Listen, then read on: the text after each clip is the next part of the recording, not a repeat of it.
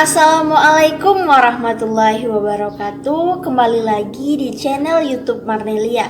Pada video kali ini Marnelia akan membahas tentang ekologi sastra pada puisi Hujan Bulan Juni karya Sapardi Djoko Damono. Dalam kaitannya dengan kajian sastra, istilah ekologi dipakai dalam pengertian yang beragam.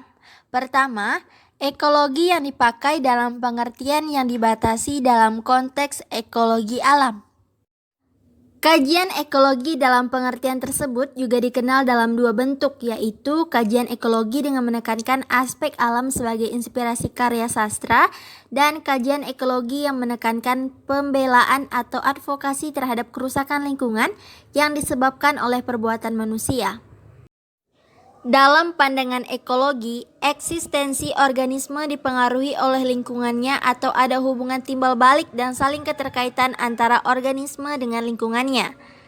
Lingkungan berarti semua faktor eksternal yang langsung mempengaruhi kehidupan, pertumbuhan, perkembangan, dan reproduksi organisme. Alam dan lingkungan hidup tidak hanya dipahami sebagai latar tempat dan suasana yang dimanfaatkan dalam pembuatan jalan cerita pada sebuah karya sastra, namun juga merupakan aspek yang ikut membangun estetika sebuah karya sastra. Alam dan lingkungan hidup merupakan wilayah kajian dalam ilmu sastra, khususnya dengan menggunakan perspektif ekokritik. Menurut Greg Gerard, ekokritisme dibatasi sebagai studi tentang hubungan antara karya sastra dan lingkungan fisik. Nah, untuk lebih jelasnya simak terus ya videonya.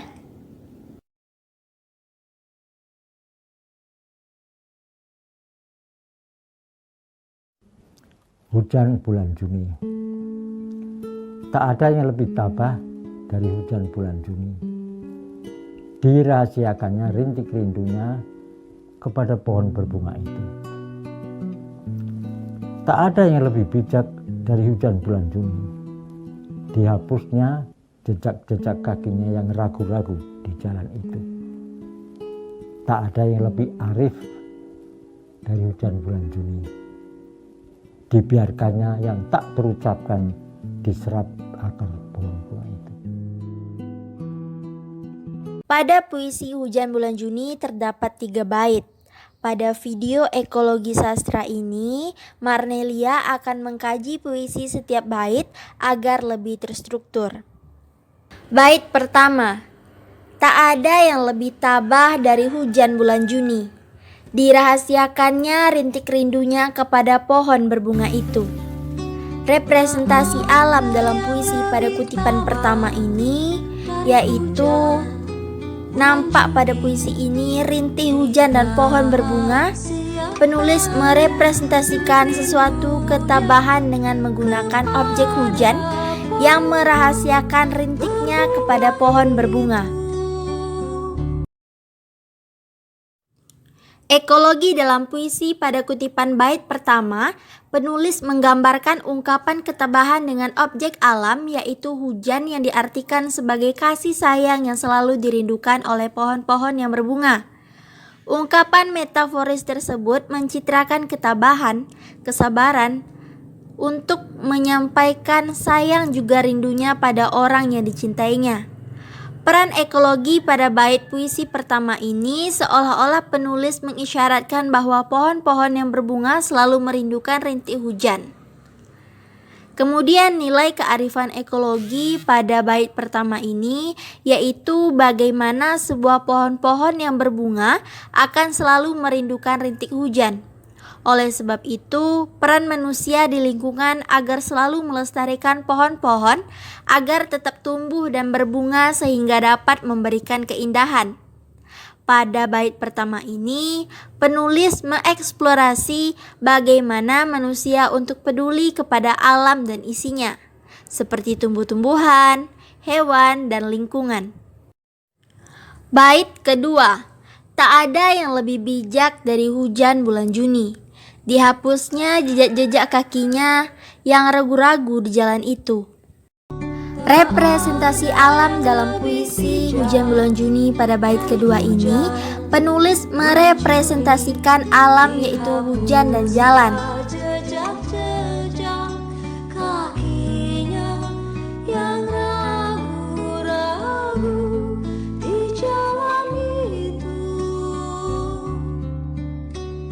Peran ekologi dalam puisi pada kutipan bait kedua ini, penulis mengungkapkan secara metaforis bahwa hujan merupakan sesuatu yang mampu menghapus jejak-jejak kaki yang ragu di jalan itu. Jejak-jejak yang ragu di jalan merupakan problema atau masalah yang dihadapi manusia. Ditinjau dari makna metaforis hujan yang digambarkan dengan sesuatu yang membawa sifat bijaksana karena hujan mampu menghapus problema atau masalah dalam hidup. Seolah-olah penulis mengisyaratkan bahwa hujan merupakan sebuah anugerah yang turun untuk menghapuskan masalah di bumi. Nilai kearifan ekologi pada bait kedua ini yaitu bagaimana hujan merupakan anugerah dan rahmat yang turun ke bumi untuk menghapuskan masalah yang ada di bumi. Oleh karena itu, manusia seyogyanya harus bersifat bijaksana dalam meniti kehidupan supaya tidak menimbulkan bencana seperti banjir atau kerusakan alam. Hujan yang turun merupakan sebuah rahmat, tapi di sisi lain jika manusia tidak mampu bersifat bijak dalam merawat lingkungan, maka juga akan dapat menimbulkan bencana. Secara tidak langsung, penulis mengeksplorasi bagaimana alam ini diciptakan untuk manusia. Bait ketiga, tak ada yang lebih arif dari hujan bulan Juni. Dibiarkannya yang tak terucapkan, diserap akar pohon bunga itu. Representasi alam dalam puisi Hujan Bulan Juni pada bait ketiga, penulis merepresentasikan alam yaitu hujan, bunga, dan akar pohon. Bulan Juni dibiarkannya yang tak terucapkan, diserap akar pohon bunga itu.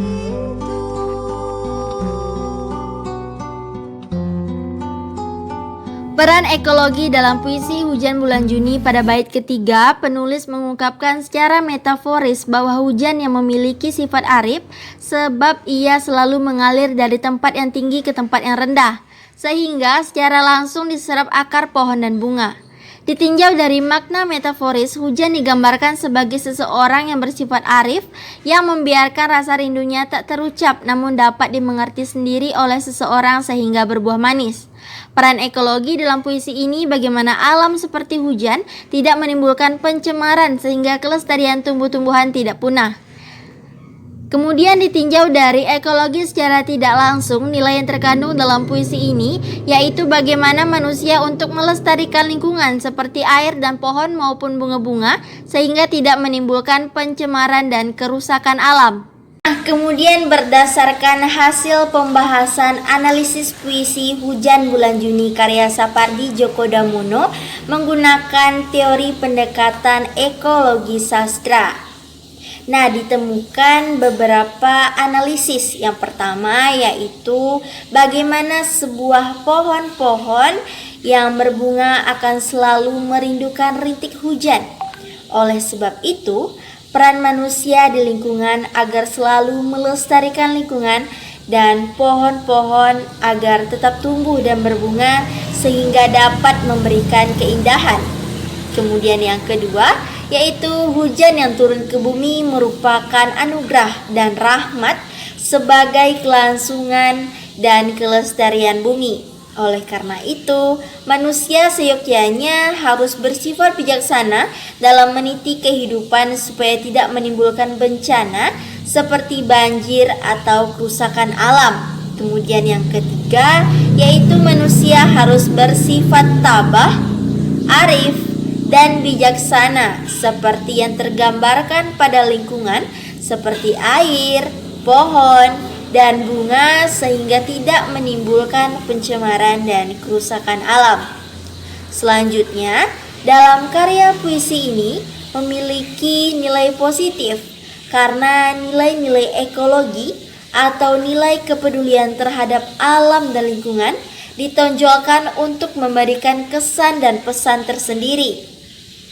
Nah, hal tersebut sesuai dengan latar belakang penulis Sapardi Djoko Damono semasa kecilnya, yaitu ia memiliki hobi berburu di hutan dan sering menghabiskan waktunya di kebun dan lingkungan hutan.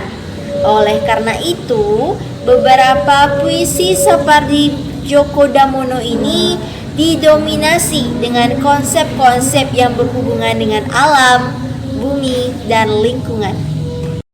Demikianlah video pembahasan kita tentang pendekatan ekologi sastra pada puisi Hujan Bulan Juni karya Sapardi Djoko Damono. Semoga dengan video ini dapat menambah wawasan kita semua. Marnelia mengucapkan terima kasih bagi yang sudah menonton dan sampai jumpa di video-video berikutnya. Wassalamualaikum warahmatullahi wabarakatuh.